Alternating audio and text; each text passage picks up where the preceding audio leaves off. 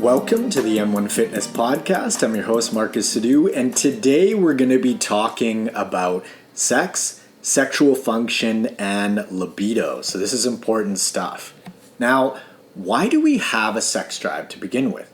The number one reason is to advance our species. So this is why all creatures procreate, because we want to get as far into the future as possible, and the only way to do that is by making babies. So we also have sex for pleasure, of course, because that's why birth control methods were developed. We want to be able to enjoy sex without the consequences of that potentially resulting in a child every time. Now, when most of us think about sex drive, we think about testosterone for men and estrogen for women, and that's not actually the whole picture. So, for example, estrogen is extremely important in sexual function for males, not just females. So if a man doesn't have adequate estrogen levels for whatever reason, erectile dysfunction is extremely common.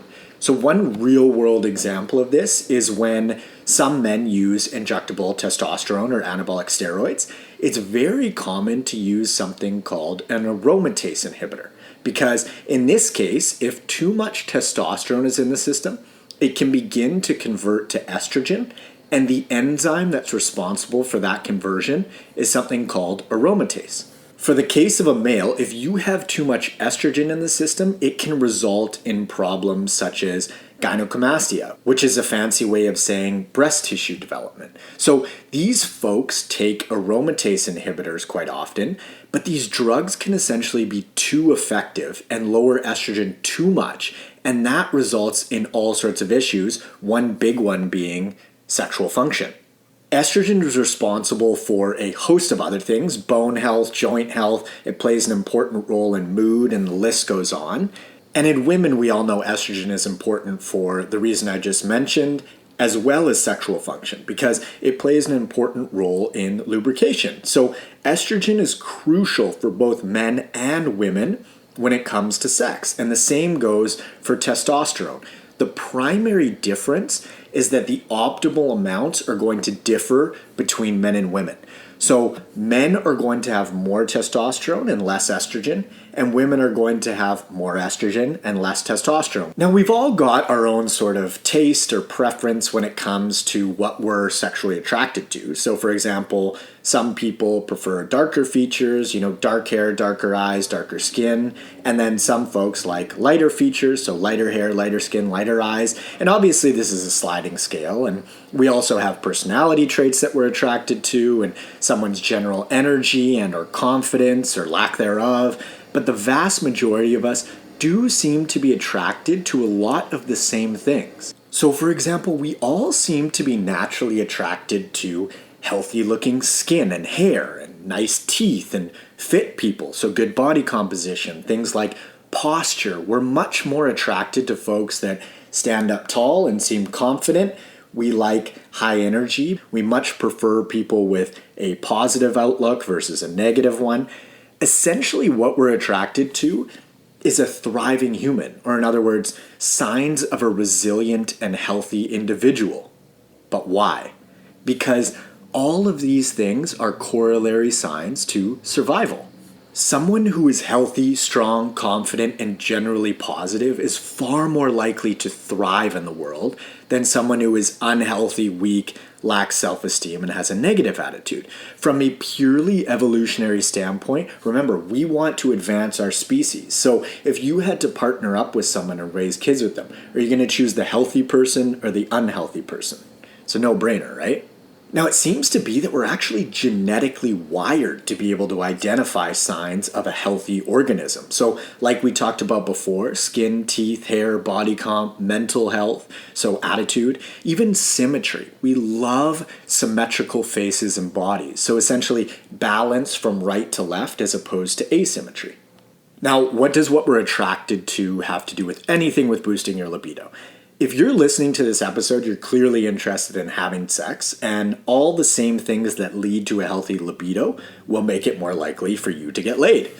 Now, what do I mean? If you have healthy skin, teeth, nails, hair, you carry some muscle, you're strong, you're lean, you're going to have a better sex drive because you're healthy.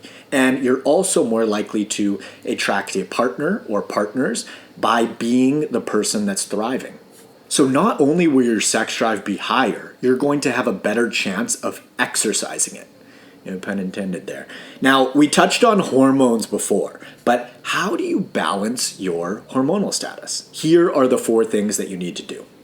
Favor single and minimal ingredient whole foods that you cook yourself. And if you're overweight, I'd recommend leaning out to a more healthful body weight. And if you're underweight, I'd recommend gaining until you reach a healthful body weight.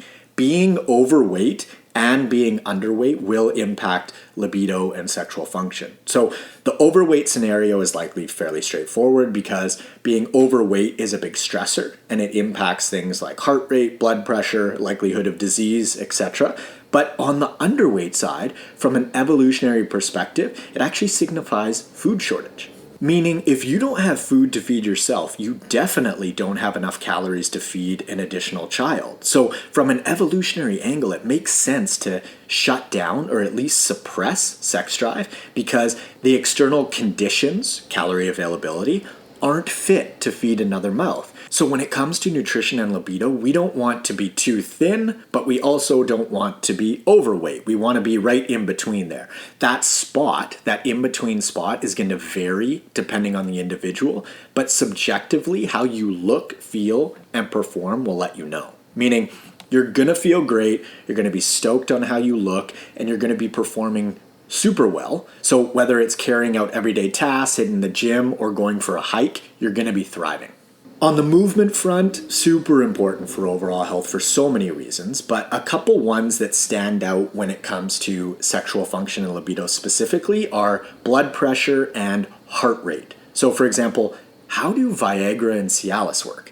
They increase blood flow, meaning if you have high blood pressure, which by definition is impaired blood flow, you're setting yourself up to have sexual function problems arise. Also, what pumps blood throughout your body? Your heart. So if you have a high resting heart rate, your heart is working a lot harder than it needs to, which has a big cost to it. Also, I'll mention this is not exclusive to men. Lubrication for women is also heavily reliant on blood flow. So ladies, you want to have a healthy heart and proper blood pressure for overall health, of course, but also for sexual function. Specifics movement-wise, I'd recommend hitting 8,000 to 10,000 sets per day as a baseline must. Also, getting a couple sessions, say maybe 2 to 3, where your heart rate is up a little higher is a good idea. So you could do some sprints, hill sprints, or a spin class, or actually cycle outside, something that gets your blood pumping. Weight training is also awesome because being strong and building a little muscle will only improve your overall health and your sense of well-being, confidence, energy, all that good stuff. Sleep. So no area of the body goes untouched when it comes to sleep, meaning everything is going to get better when you're sleeping properly, and everything is going to get worse when you're not. And of course, this includes sexual function and libido. So for example, we talked about blood pressure and heart rate before. If you get a great sleep, the following day you're going to have a lower baseline heart rate and blood pressure, and the opposite is the case if you have a poor sleep. Now, having said that, I'm not crazy about focusing on one single night, but rather zooming out and looking at the big picture. We need to get 7 to 9 hours of sleep per night, and the easiest way to figure out how much sleep you personally need to wake up feeling rested and alert all day is by going to bed and waking up without an alarm. So if you've got to wake up for work in the morning and you need an alarm, it's pretty likely that you aren't getting enough sleep because in an ideal world, you wake up naturally after completing your last sleep cycle. You're also going to feel better upon waking up because an alarm could potentially wake you up mid-cycle when you normally wouldn't wake up, and it could take you longer to come to, in a sense, or just get your wits about you because your body and your brain are like, the fuck did you wake me up for? Things are going great. Now, how do you wake up without an alarm? You go to bed earlier. I wish I had a different answer for you, but it's all about priorities and trade-offs. One less show on Netflix could be the difference between feeling amazing and feeling not so amazing. Also, for the men out there, you should be waking up with an erection in the morning. This is actually a really good sign of sexual health. You don't have to get fancy with testing or anything like that. Pay attention to whether you're waking up excited or not. Moving on to stress. So stress and libido have a tipping scale like relationship. So when stress is up, libido is down, and when stress is down, libido is up typically. I love viewing this stuff through an evolutionary lens because it just makes so much sense to me, and I think it inherently makes sense to most other folks as well. But if you're super stressed out, it only makes sense that libido decreases because, again, a child isn't the right fit for a super stressful external situation, whether it be calorie availability, mental stressors, emotional traumas, physical distress. All of these things aren't conducive to offspring surviving and thriving. So stress is a really important factor when it comes to libido. Now, how you de-stress, relax, and calm yourself is going to depend on you as an individual, but first and foremost, you want to button up nutrition, movement, and sleep. That just makes sense because they're huge inputs with a lot of bang for your buck. After that, here are 5 things I like to use with my nutritional coaching clients. Number 1 is walk. So walking does fall under the movement umbrella, but it's also a massive de-stressor in itself. It slows you down, it's really healthy, and ideally you do it outside so you get some nature time, some sunlight, definitely light exposure. It's wins all around. Number 2 is learning. So learning is a great way to de-stress because it feeds your brain. It has you feel accomplished, it gives you some purpose. It can also fill you with curiosity because you might learn about a new topic and that might have you want to learn about another topic and enter the snowball effect. Number 3 is writing. I am a big fan of writing or journaling or whatever you want to call it. And I just look at this like taking out the garbage mentally. If you've got things going on in your mind, instead of letting them spin in your brain and constantly revisiting them over and over, get it out on the page. It's just energy spinning around in your head, so release it. Also, I'll mention, what you write doesn't have to make sense because if you've ever stopped and really listened to your thoughts, they're kind of crazy. And they often don't make sense and they just jump all over the place. So don't worry about getting it right when you're writing, just write. Number 4 is chatting. Solid chats with friends and family are so therapeutic and just all around helpful. It's vital to get feedback from people because everyone's perspective is different. And so folks can show you different sides of an issue or a potential problem that you haven't quite thought of in that way. So it's really cool to get others' input.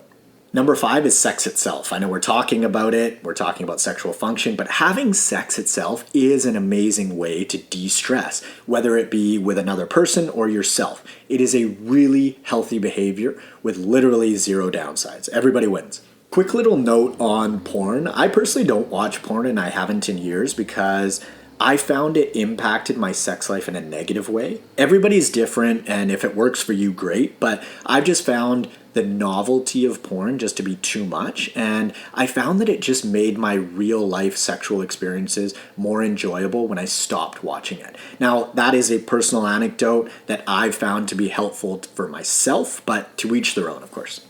Confidence and or self-esteem are 2 factors that play a huge role in libido because the more comfortable you are in your body and with your body, the more comfortable you're going to be in sex, which is going to lead to a better experience. So I've seen this so many times with my clients where they are looking better and they're feeling better, and as a result, their libido improves and their sex life improves. So just feeling good and being comfortable in your own skin plays a huge part when it comes to the sexual experience as a whole. Now, one really important note on drugs. Drugs impact libido and sexual function big time. And the most common one is alcohol. So booze does an amazing job of just straight up tanking sex hormones. So the rule I like to follow around alcohol is drink just enough to enhance your sex life, but not enough to impair it. So that includes acutely. So don't drink so much in one night that your performance is impaired. And then also don't drink so much over time that it starts to deteriorate your health. Now, what about things like going to a naturopath to quote unquote balance your hormones for sexual function and libido? The first steps are always buttoning up nutrition, movement, sleep, and stress management. So button these factors up first, really commit to them, I'd say for a solid 2 to 3 months, and then potentially think about alternative measures. Because if you start to take a bunch of supplements or drugs that may or may not help, but you don't change your lifestyle, assuming the supplements or drugs helped, as soon as you stop taking them, you're going to regress to where you were. And we see this all the time around weight loss. Someone loses a bunch of weight and then they slowly slip back to what they were doing prior to losing the weight, and it comes back on. So lifestyle change is the tried and true way to thrive. I'm not saying that supplements or drug intervention should never play a part, but for the vast majority of people, lifestyle is the way to go because it addresses the root of the issues, and you also don't get the potential downsides or side effects from taking supplements or drugs. There is no free lunch in physiology, it's all trade-offs. As we start to wrap up here, if you're doing what you need to do in order to look, feel, and perform awesome, you are going to likely have great sexual function and libido. Simple as that. So get as healthy as you possibly can via healthy lifestyle habits on a consistent basis, and you'll be able to enjoy sex in whatever way you'd like. If you're interested in personalized one-on-one nutritional coaching and or workout design with me, you can head over to n1fitness.com/coaching or just click the link in the show notes below. Also follow me up on Instagram at N1Fitness and friend me on Facebook at Marcus Sadu. Thanks so much for listening, guys, and I will catch you on the next episode. See ya.